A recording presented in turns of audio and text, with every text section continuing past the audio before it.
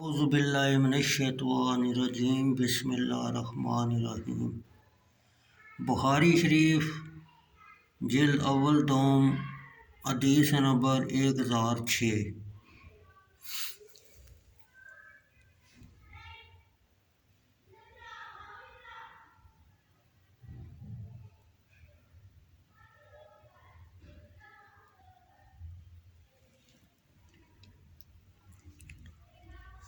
حضرت ابن عباس رضی اللہ تعالیٰ عنہ کا بیان ہے کہ رسول اللہ صلی اللہ علیہ وسلم نے جنات کو قرآن نہیں سنایا اور ان کو دیکھا بھی نہیں۔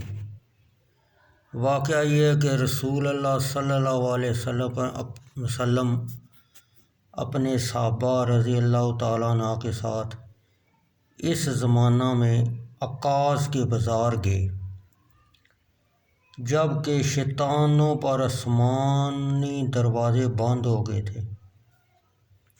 ان پر آگ کے شعلے برسائے جا رہے تھے۔ چنانچہ شیطانوں کے گروہ نے اپنے لوگوں میں جا کر کہا کہ ہمارا آسمانوں پر جانا بند ہو گیا اور ہم پر آگ کے شعلے برسنے لگے۔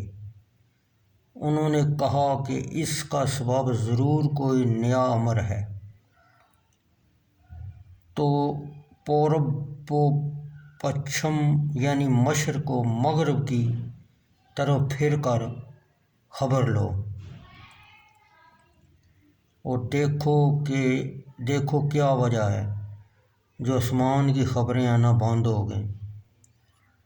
وہ زمین میں مشرق و مغرب کی طرف پھرنے لگے۔ ان میں کچھ لوگ تہامہ ملک حجاز کی طرف عکاظ کے بازار کو جانے کے لیے آئے۔ آپ صلی اللہ علیہ وسلم اس وقت مقام نخل میں اپنے اصحاب رضی اللہ تعالیٰ علیہم اجمعین کے ساتھ فجر کی نماز پڑھ رہے تھے۔ جب انہوں نے قرآن پاک سنا تو ادھر دل لگایا تو کہنے لگے کہ آسمان کی خبریں موقوف ہونے کا یہی سبب ہے۔